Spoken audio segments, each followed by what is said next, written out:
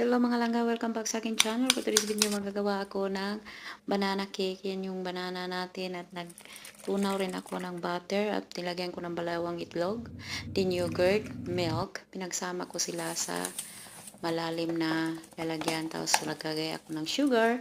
Tansyahin nyo na lang mga langga. Then cornstarch and then baking soda, 1 teaspoon. And then baking powder, 1 teaspoon. And inihalo natin at atin itong i-mix together and then ilagay natin yung banana natin at isit na rin natin yung ano natin oven 200 lang mga langga para hindi siya ano masyadong mainit at atin ang itong isa lang ating banana cake.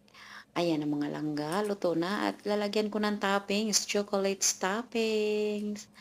Ayan siya mga langga, maya maya matunaw na rin yan siya. Thank you for watching. I love you all.